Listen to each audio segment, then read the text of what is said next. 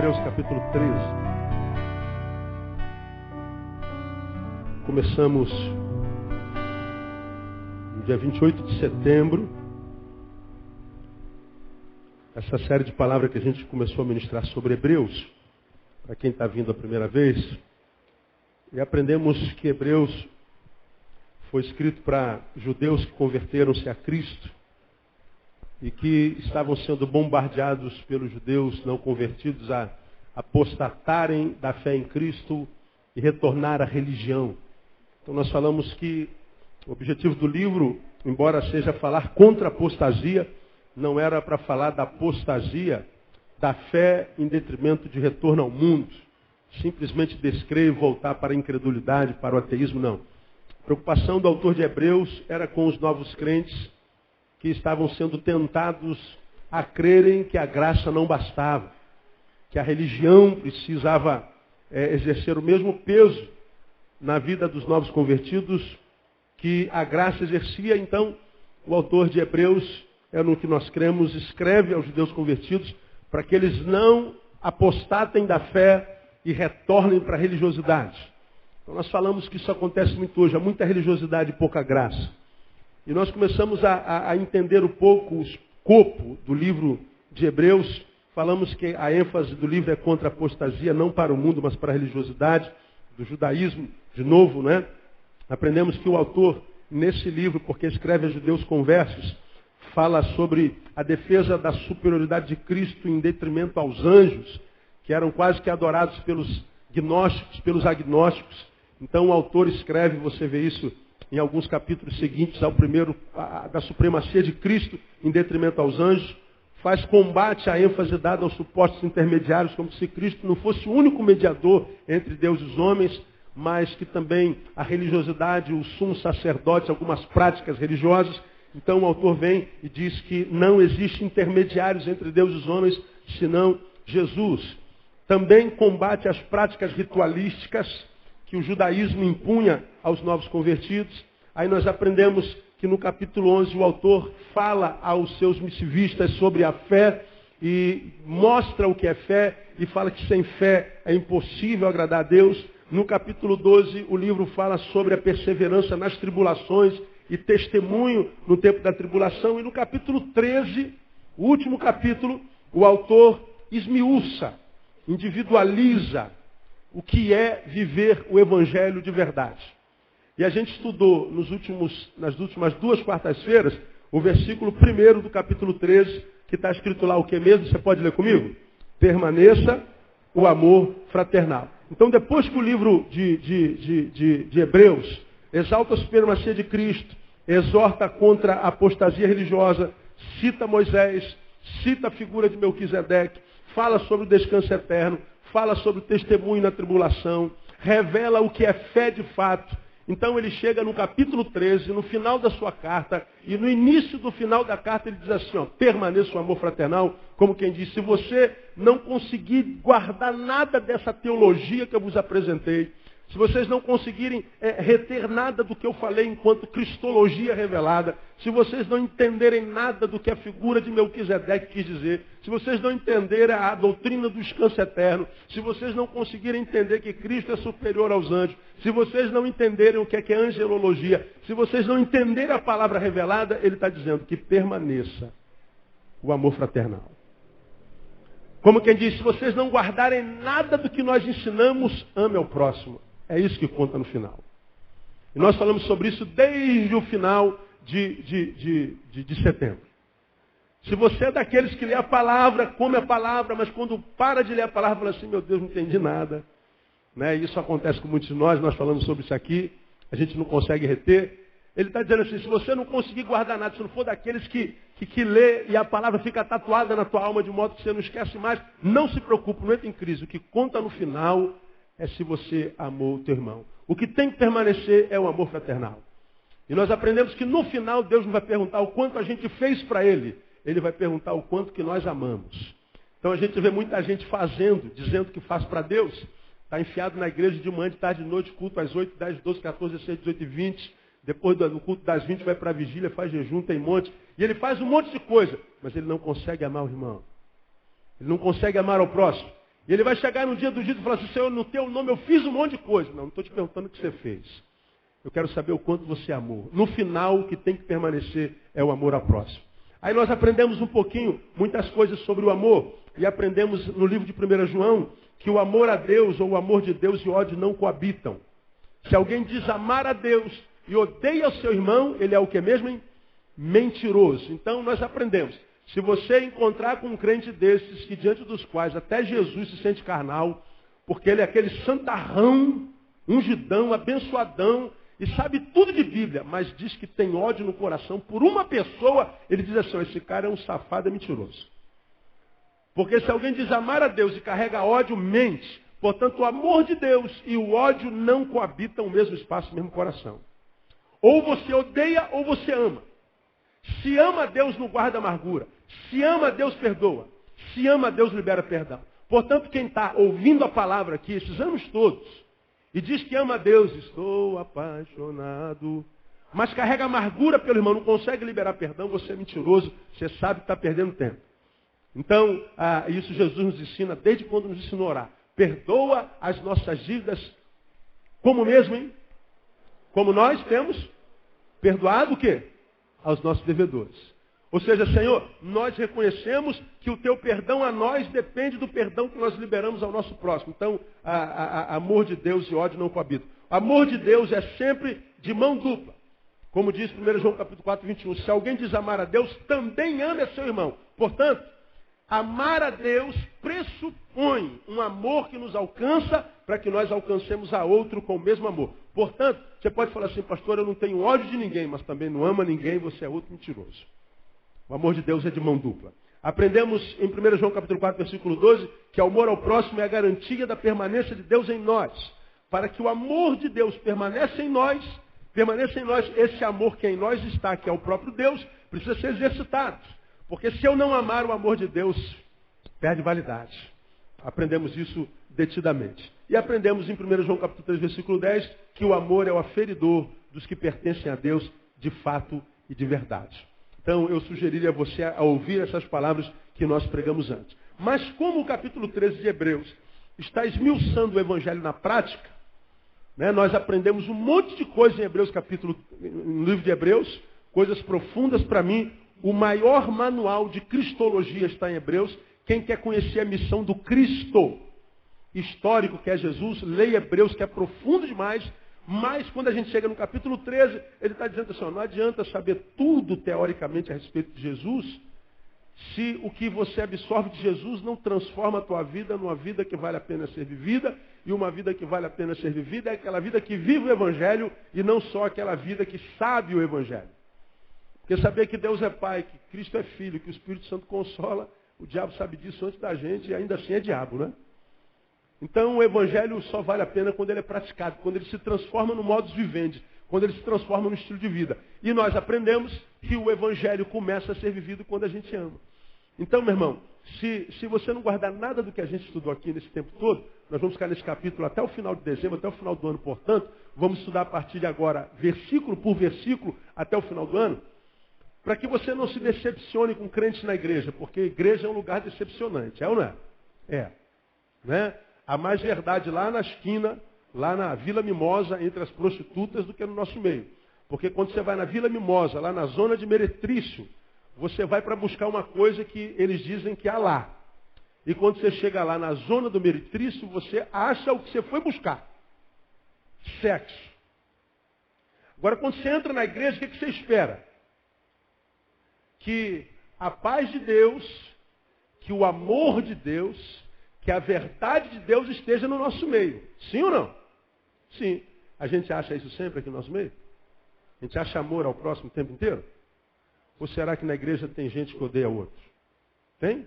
Tem alguém aqui que odeia alguém? Tem alguém aqui que não consegue perdoar alguém? Tem alguém aqui que fala mal de alguém? Hoje não vem ninguém. Né? Esse aqui é o problema. As pessoas não mudam porque os que precisam vir não vêm à igreja. Né? Sabemos que no nosso meio há um antro de mentira. No nosso meio há um antro de holografia, de falta de amor, falta de verdade. A gente sabe que no nosso meio há o abuso de poder. A gente sabe que há toda sorte de sentimento maligno. Então, muitas vezes há mais verdade lá do que aqui. Então, para que você não se decepcione na igreja, você precisa saber quem de fato é aquele cujo coração Deus habita. É aquele que ama. Então, se tu fosse impressionar com título, com aparência, com linguajar, com verbo, com falatório, com pregação, você logo, logo, se ainda não se decepcionou no Evangelho, vai se decepcionar e logo, logo fica pelo caminho nessa multidão, dessa geração de crentes desistentes. Portanto, você que é minha ovelha, aprenda. Não se impressione com os pregadores. Não se impressione com a aparência. Não se impressione com os títulos deles. Não se impressione com o que você vê na coletividade. Porque você pode se enganar. Porque a Bíblia diz que o que marca aquele que é justo é o amor. Se não guardar nada, ele está dizendo aqui, permaneça o amor fraternal. É o que tem que guardar. Não é o quanto ele fez, mas é o quanto ele ama. Não é o quanto ele sabe, é o quanto ele ama. Não é o quanto ele estudou, de título ele tem, é o quanto ele ama. Então, ele pode ter tudo, ama não. Esse cara quando prega parece que ele não é pregador, ele prega dor. Né? Você vê a gente pregando que o cara está, parece, né? O cara prega com raiva, meu, o cara está louco. Se ouve aquilo, tu vê tudo, só não vê graça. É pregador. Né? E a gente vê um monte desses por aí. E a gente fica impressionado. Procura saber se ama, irmão. Procura saber se ama. Muitas pessoas me mandam e-mail, pastor, tem igreja sua aqui não sei aonde, não tem visão de Deus, nem direção de Deus para abrir igreja no Rio de Janeiro. Então, orem para Deus colocar no meu coração um dia para que eu abra igreja no Rio de Janeiro, porque eu não tenho visão nenhuma para abrir igreja no Rio de Janeiro, porque já tem igreja dando cabeçada na outra por aí, né? Aí, o senhor sugere alguma igreja para que eu possa congregar? Eu estou aqui não sei aonde, lá em outro estado, em outra cidade. Onde é que eu congrego? Eu falei, não faço a menor ideia, eu não consigo indicar igreja nenhuma. Mas eu te dou algumas dicas para você congregar numa igreja. Entra na igreja e olha para aquele cara que está lá na frente pregando. Às vezes quando ele prega amor e parece preocupação com aqueles que ouvem. Segundo, veja como ele lida com dinheiro. Terceiro, qualquer dia que você puder, senta do lado da esposa dele como quem não quer nada. Procura ver se os olhos dela brilham, se ela é feliz. Olha para a família dele e vê se ele é bênção em casa. Ou se a família dele é cinza, amargurada. Né? Porque quem é feliz não precisa falar que é feliz. Os olhos revelam, o andar revela, a conduta revela. Felicidade não precisa de cabo eleitoral. Ela se basta. Não é? E depois veja como aquele homem está lá na frente se relaciona com o sexo oposto. E você vai saber se pode congregar naquela igreja ou não. E a gente pode se enganar menos. A gente pode quebrar a cara, pode, mas a gente se engana menos. Então tem um monte de dicasinha, é só a gente usar a massa encefálica, aquilo que Deus deu para a gente, não deu para o Siri, né? E a gente vai se enganando menos. Mas uma dica boa para a gente se enganar é se ama ou não. Se ama ou não. Bom, como a gente está falando do evangelho esmiuçado e praticado, eu quero chegar no versículo 2 e aqui permanecer com o irmão até o final do culto. Primeira palavra foi permaneça o amor fraternal. Uma outra marca do evangelho praticado está aí no versículo 2. O que está escrito aí no versículo 2? Quem pode ler comigo? Vamos lá? Não vos esqueçais da hospitalidade. Por quê? Porque por ela, alguns, sem o saberem, hospedaram anjos. Aí quando a gente lê, não vos esqueçais da hospitalidade, porque por ela, muitos, sem saberem, hospedaram anjos. O que te chama atenção nesse versículo? Fala a verdade. Tu lê esse versículo, o que mais te chama atenção? Hospedaram? Oh, meu Deus, eu quero um anjo na minha casa. Aleluia, glória a Deus. Curitiba quer dormir na minha casa hoje? Tem um... Né? Aí os caras... Vou hospedar... O cara fica de olho nos anjos. Aí ele vai atrás de anjo contra um demônio. Porque a Bíblia diz que os demônios, o diabo, ele pode se transformar até em que mesmo? Em anjo de luz. Né? Se o cara pode se transformar num anjo de luz, imagina num hóspede, né? Num pastor, por exemplo, né? Num cantor. Né? O diabo é esperto, o cara é esperto, a gente tem que aprender muito com o diabo. Veja o que esse texto está dizendo assim. Não vos esqueçais da hospitalidade. O que é hospitalidade? O que é hospitalidade? É o que, Kleber? Acolher bem. Acolher bem. Hospitalidade, é isso? Quem arrisca? Hein? Fala. Tratar bem, cuidar. O que mais? Generosidade, diga mais. Cuidar. Hã?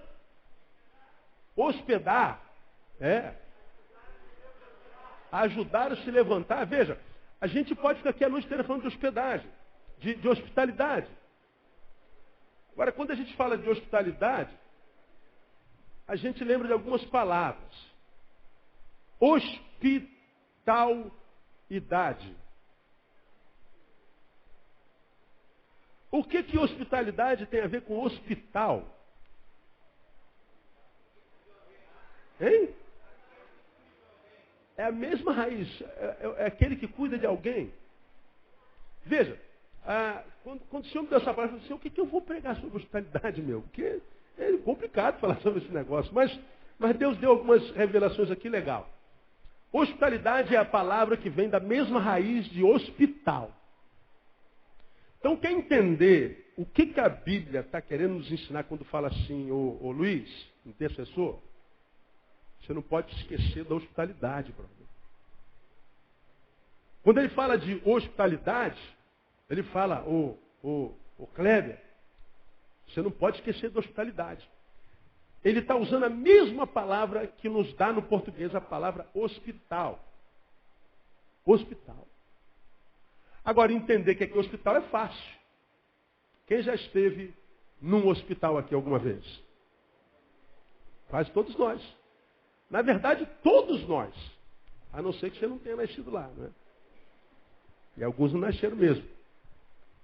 Hospital. Quer entender hospitalidade? O que Jesus, através de Hebreus, está querendo falar para nós sobre hospitalidade? Bom, num hospital, a gente faz o quê? O que a gente tem? Cuidado. E como é que a gente faz para ter cuidado no hospital?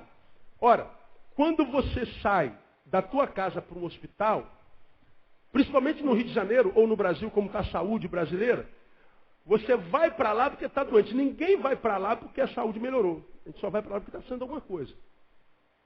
A gente vai para o hospital e o primeiro desafio, qual é? Ser atendido, recebido.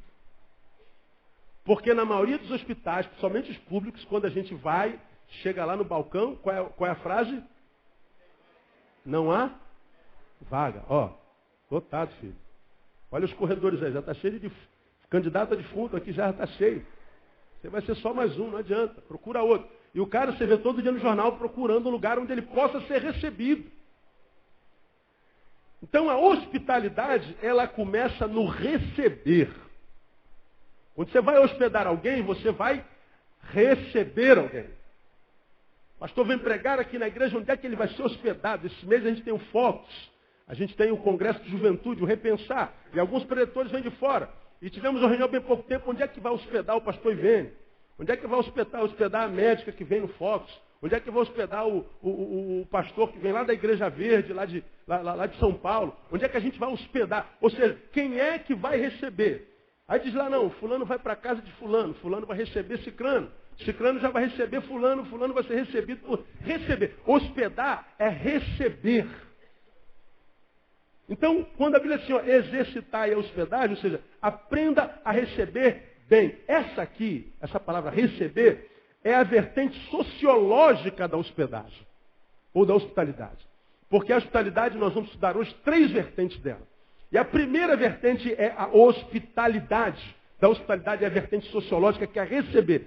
Uma pessoa hospitaleira vai além daquela que recebe alguém em casa.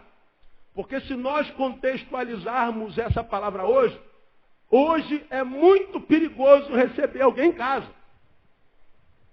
Se você não conhece o sujeito que você recebe na sua casa, não recebe.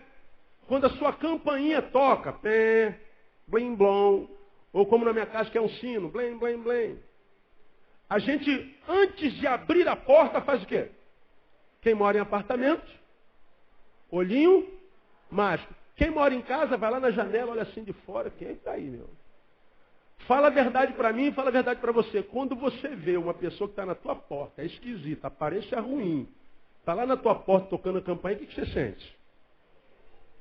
Ah, Jesus, o sangue de Jesus tem poder. Jesus começa a liberar até os anjos. Bota Gabriel, Rafael, Uriel, né? Bota todo mundo aqui. Porque sabe lá o que está lá na porta. A gente vai, mas vai orando. Não é?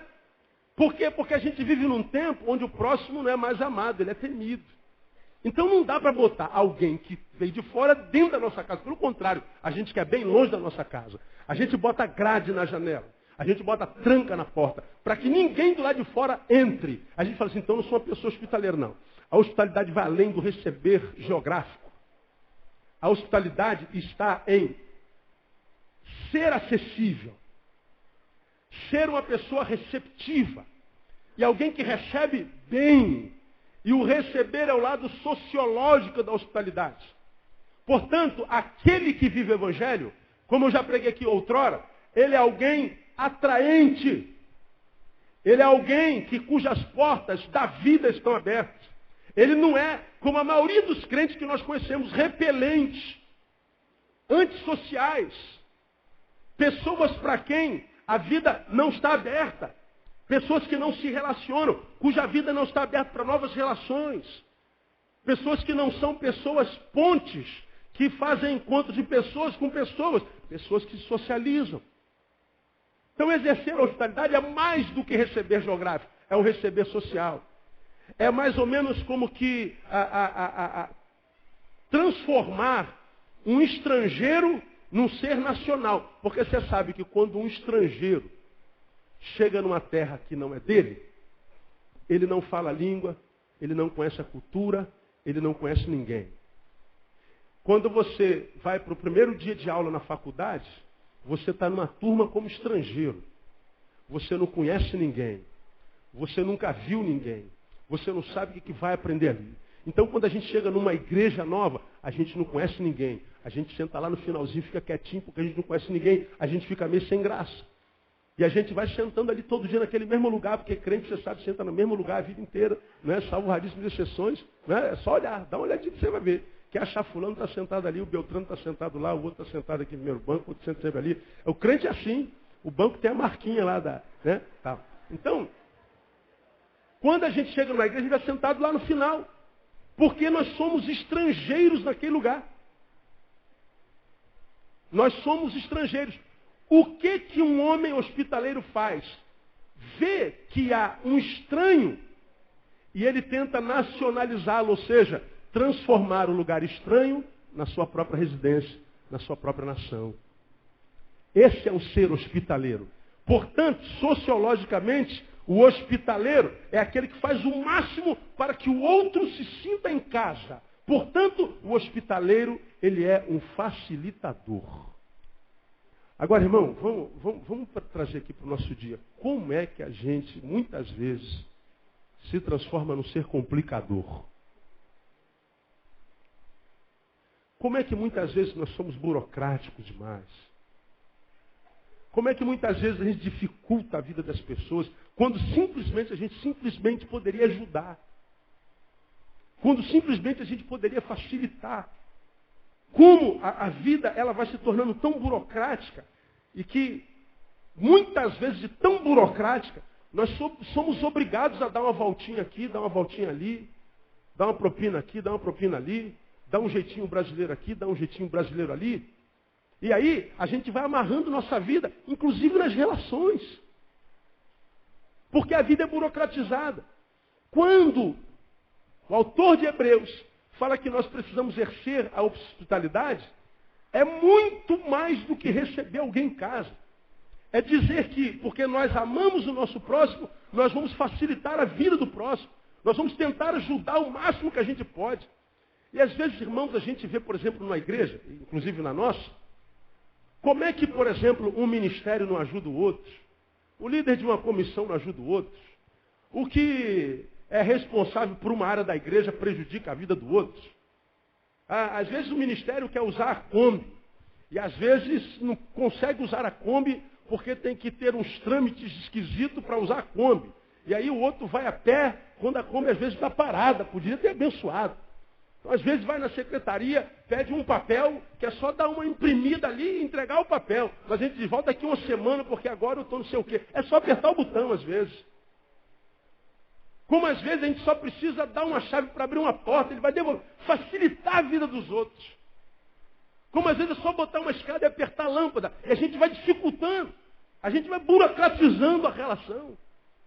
Como muitas vezes é só baixar aqui e botar o plug, mas ninguém há que bote o plug. A gente vai complicando a nossa relação, daqui a pouco a nossa convivência se torna insuportável. Quantas igrejas não acabam por causa de burocracia? Quantas bandas não acabam de burocracia? Quantas famílias não acabam por causa de burocracia? Simplesmente porque nós não exercemos a vertente sociológica da hospitalidade, que é a facilitação. Se você pode abençoar, irmão, se você pode ajudar o outro a fazer, seja lá o que for, se for lícito, faça isso, porque você vai ter recompensa de Deus no nome de Jesus. Se você pode dizer a verdade em amor, se você pode ajudar estendendo a mão, se você pode ajudar escrevendo uma frase, se você pode ajudar não omitindo, ajude. Isso é bíblico, isso é viver o Evangelho. Quantas vezes a gente vê o exercício do poder abusado, abuso de poder na igreja? Uma pessoa que muitas vezes chega perto do pastor, vem confessar um pecado. Aí o pastor diz assim, você vai ter que ficar 6 meses sentado no banco, você vai ter que fazer isso, até que você seja perdoado. Às vezes eu converso com alguns colegas e falo assim, por que 6 meses e não 7? De onde você tirou 6 meses e não 1,5? Qual o critério para 6 meses, ou 3, ou 2? Por que ele tem ficado no primeiro banco, não no quinto? Qual é o critério para a nossa disciplina? Não tem disciplina, não tem critério. É o critério do homem que exerce o poder, do chefe. E muitas vezes era só dizer o seguinte, irmão, eu vou fazer com você exatamente o que Jesus fez com a mulher adúltera. O que Jesus fez? Quem se lembra? Vai, não peques mais. Só isso. Mas não, a gente quer dificultar a vida dos outros. A gente quer impingir autoridade sobre a vida do outro. A gente quer mostrar para o outro que nós somos melhores do que ela. A gente quer dificultar a vida. E aí a gente muitas vezes facilita, mas aí aparece um judão lá no meio dele. Pastor, eu não concordo com esse negócio de dizer só vai e não peques mais. Eu acho que ela tem que ficar em disciplina. Bota ela lá no canto da bateria de costa para a igreja. E aparece esses cabras por aí. E às vezes o que fala assim comete o mesmo pecado que ela. Só que ele é um pecador melhor. Ele erra certo, ninguém pega. Então, na coletividade, ele tem a honra de santarrão, de dogmático, porque ele diz, eu não posso coadunar com o pecado. Eu fico indignado com o pecado, mas com o pecado sempre dos outros. Porque o dele está oculto. Ninguém sabe, mas Deus sabe. E na maioria das vezes, quando se pune uma pessoa publicamente, como eu recebo 1,5 milhão por mês, pastor, nós somos pegos. André leu comigo o último lá. Casalzinho, 15, 14 anos. Aí é daquele do espermatozoide que sobe, né? Fizeram lá a relaçãozinha sexual dele, não devia. Aí a bobinha engravidou. Né? Aí falou para o pastor fala assim, você vai ter que ir lá no púlpito da igreja e você vai pegar o microfone e vai falar, nós pecamos. Ele falou assim, o pastor queria saber qual hotel que nós fomos. Nós não fomos em hotel, pastor. O pastor queria saber de que jeito nós transamos. Pastor, nós não chegamos nem... Ele quer que a gente diga tudo e peça perdão à igreja chorando. Aí escreveu para mim perguntando como é que eu lido com isso na igreja. Eu falei, filho, eu não vou lhe falar como é que eu lido com isso, não. Você tem que submeter a doutrina da tua igreja, que Deus te abençoe. Mas mesmo que a tua igreja não te perdoe, Jesus vai te perdoar. Já te perdoou, você se arrependeu. Aí a mãe estava indignada, o pai indignado. Aí a menina tinha que vir aqui no púlpito confessar. Olha, irmãos, nós queremos confessar que nós pecamos contra vocês. Nós fornicamos. É pecado, não é? É. Quantos de vocês estão fornicando aí? Quantos dentro da igreja não estão adulterando? Porque adulterar não é colocar o pintinho no buraquinho errado. Vai além disso. Isso é no tempo da lei, porque no tempo da graça em Jesus ele diz, qualquer um de vós que olhar para uma mulher que não seja tua e desejá-la, digo-vos que no seu coração já cometestes o quê? Adultério. Quem aqui não é adúltero? Quem está de gravata, terno aí, de coque, de perna cabeluda, que não é adúltero? Mas aí é só perdoar a menina e falar, não faça mais isso, olha o que você está fazendo com a tua infância, está jogando fora. Olha o que você fez consigo. Conscientiza e diz, vai e não peques mais. Mas pastor, se ela pecar, o problema é dela com Deus.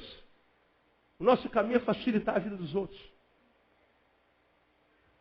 A nossa missão, quando o assunto é hospitalidade, é praticar o que Jesus ensina. Aquilo que quereis que os homens os façam, fazei o quê? Vós também a ele. Porque eu duvido que se minha filha passar por isso, eu vou botar minha filha aqui para ser humilhada por vocês. A minha filha não. Da minha filha cuido eu. E eu digo isso aqui na lata de todo mundo. O Brasil inteiro, o mundo está me ouvindo. Porque eu não faço isso com o filho de ninguém.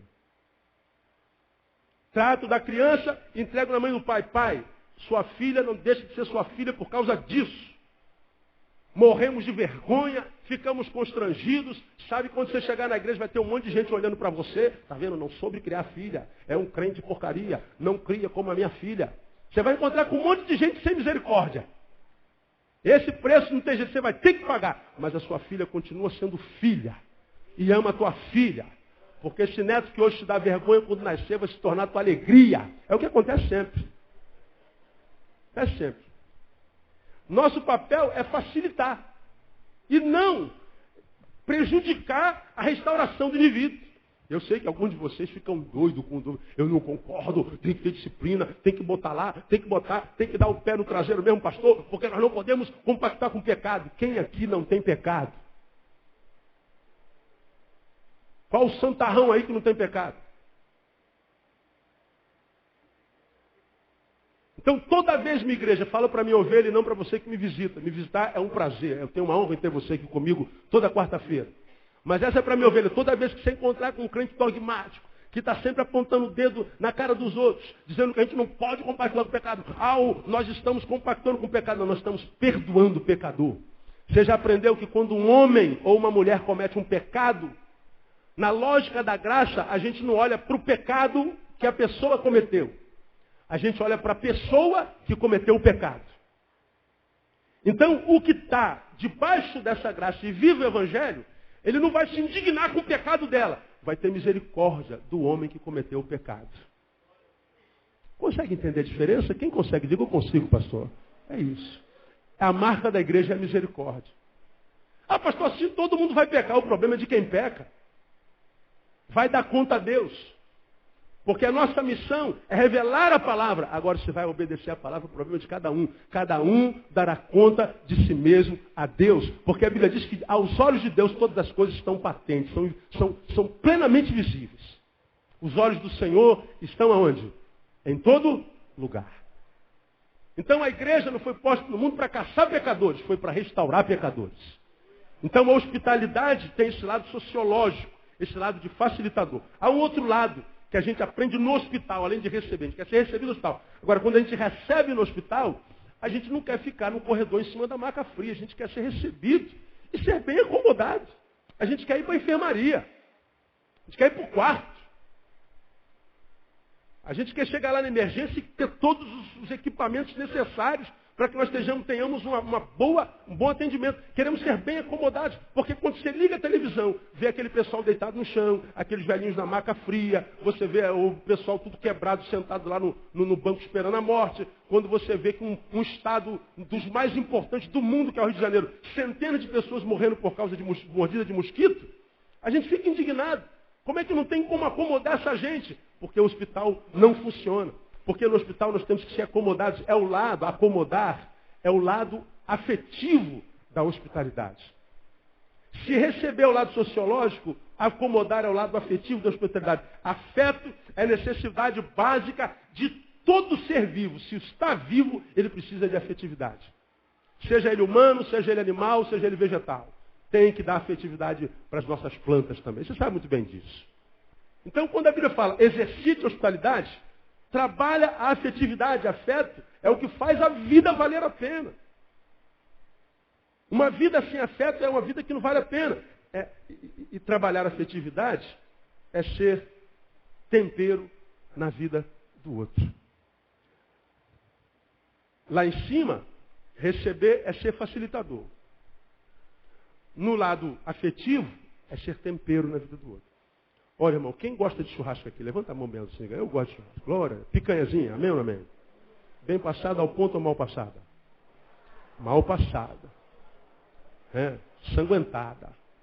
Aquela gordurinha gloriosa, né? Afinal, o corpo merece, né? E o colesterol agradece, tadinho. O colesterol também, né? Aí tu bota aquela picanha lá, cara, ela vem ao ponto, bem passado como você gosta, aquela gordurinha. Você tira aquela lasquinha assim, ó. Poxa, dá água na boca, não dá? Oh, deu mesmo. Aí, você pega aquela carninha, lá no rodízio, com aquele garfinho, quando a churrascaria é boa, tem um garfinho pra você pegar ela lá. Não. Mas se não for muito boa, é rodízio, também vale. Pega com o teu garfo mesmo. Aí tu vem pra boca, aí descobre que aquela picanha linda, mal passada, do jeito que você gosta, o churrasqueiro esqueceu de botar sal grosso. O que acontece com a picanha? Perde a graça na hora.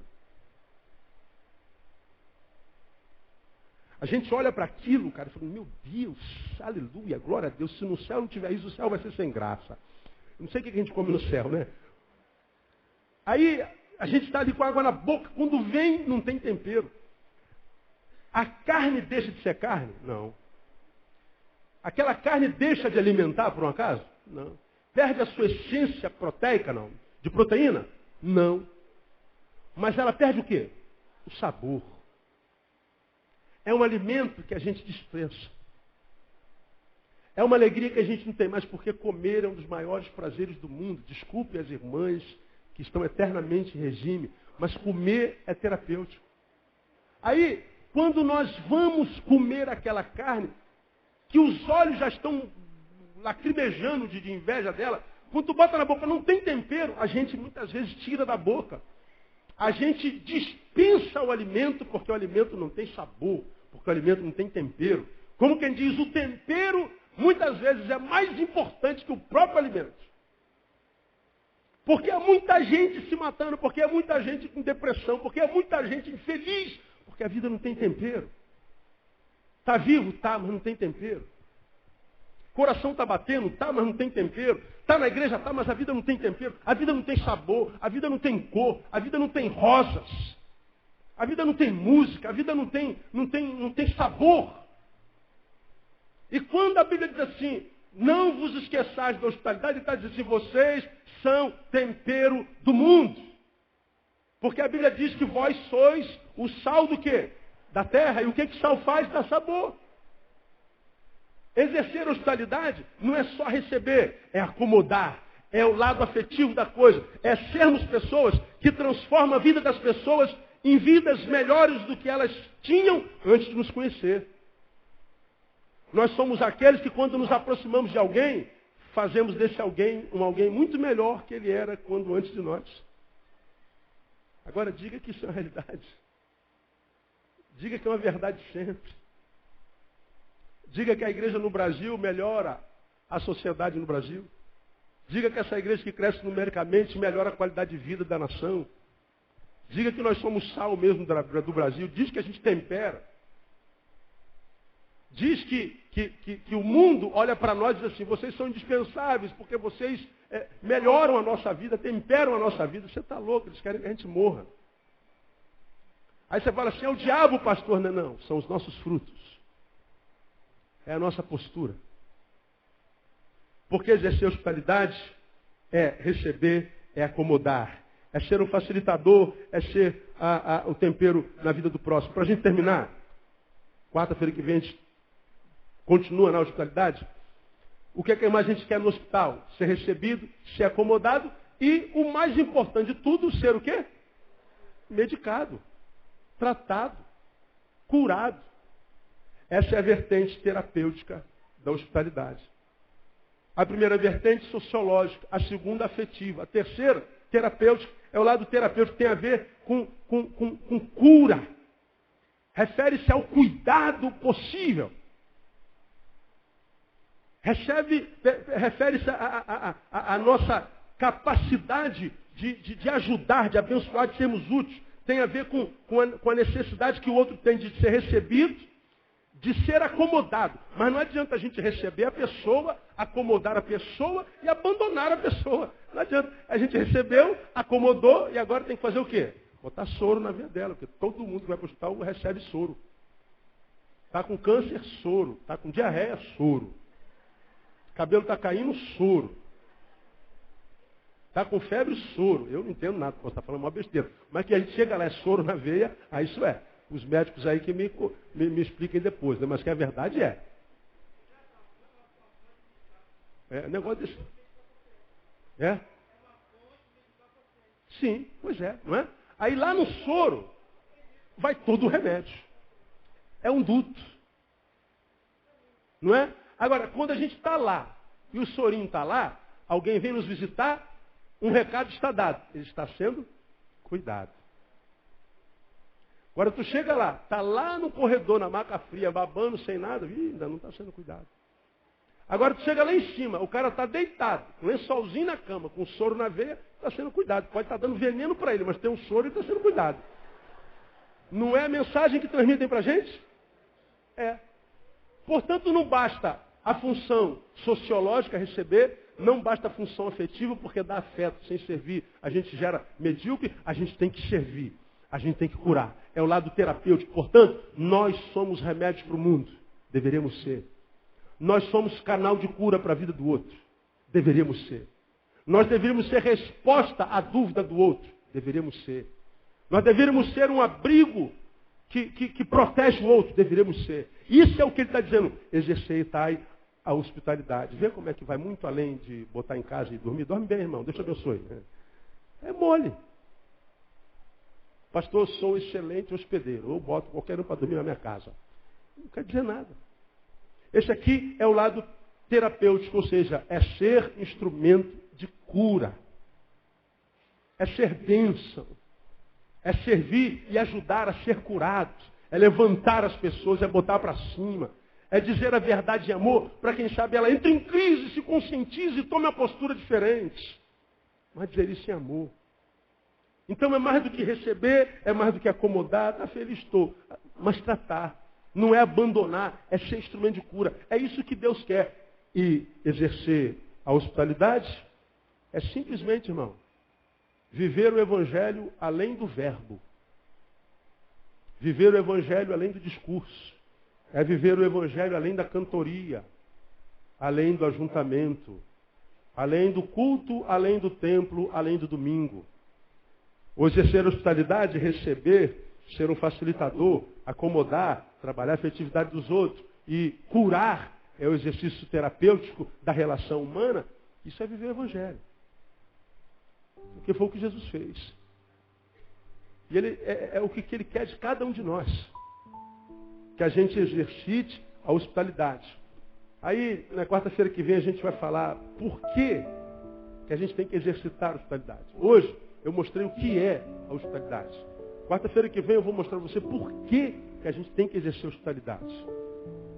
Aí você fala, mas não precisa nem pregar mais, pastor. Porque eu sei, porque a gente sem saber hospeda anjo. Não, vamos esquecer o anjo.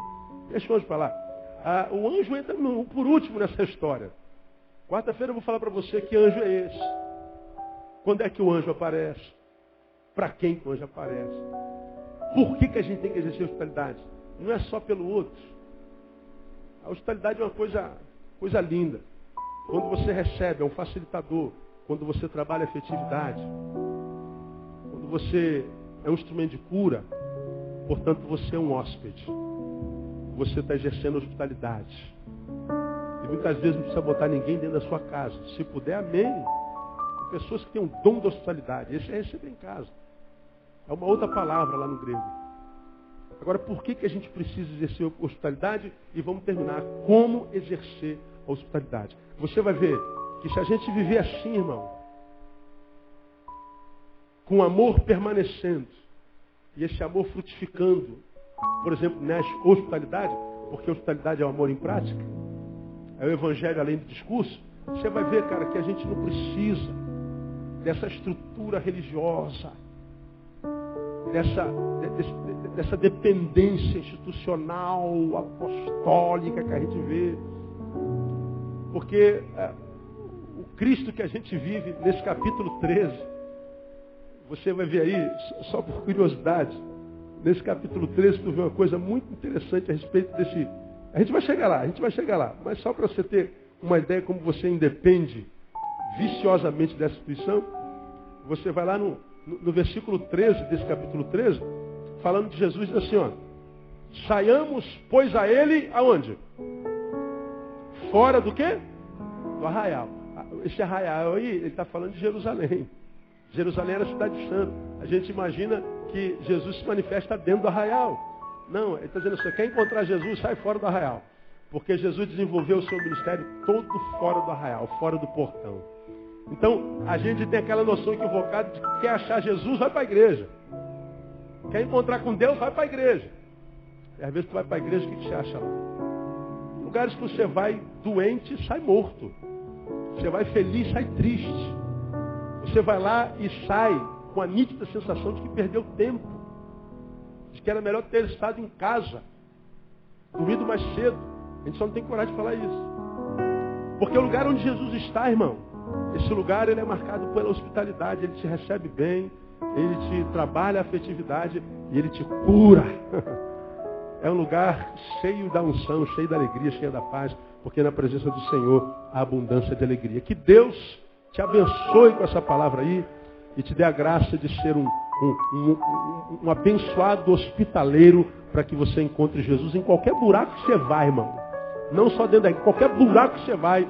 Se você estiver lá, Deus chega lá simplesmente porque um hóspede chegou lá no nome de Jesus.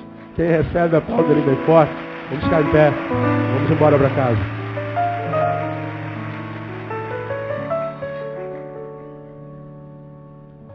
Vamos orar ao Senhor. Pai, muito obrigado. Porque quando participamos de uma reunião como essa, nós entendemos o que a tua palavra queria dizer quando disse, vale mais um dia nos teus átrios do que em outras partes 1000. O que nós pedimos a Deus no final dessa reunião é que tu nos ajudes a reter essa palavra. Desde aquela do iníciozinho do culto, que falou de Roboão, até essa que falou de hospitalidade, Deus. Nós queremos, à luz da primeira palavra, te dizer, queremos nos relacionar com gente maior do que nós. E à luz dessa última palavra, nós queremos, ó Deus, tornarmos-nos facilitadores. Queremos tornarmos-nos seres que ajudem a curar e seres que trabalham na afetividade positivamente na vida dos outros. Nós queremos ser hóspedes e hospedeiros da tua graça. Nós queremos, ó Deus, praticar o Evangelho. E queremos viver o Evangelho além do discurso, além do domingo, além da instituição. Nós queremos encontrar com o Senhor onde quer que nós estejamos, Deus. Ajuda-nos, portanto, a reter essa palavra. E aqueles que reterem, ó Deus, eu te peço que ela frutifique a 100 por 1 no nome de Jesus. Nós te pedimos que assim seja e abençoamos o teu povo, para que todos os que saírem da tua casa, na casa de cada um deles mesmos, eles cheguem e que possam receber do Senhor o restante de semana abençoado na tua presença. Para isso oramos, abençoamos e profetizamos que assim será na autoridade do nome de Jesus. Amém e aleluia. Aplauda ele e não saia sem dar um abraço no teu irmão. Até domingo, se Deus quiser.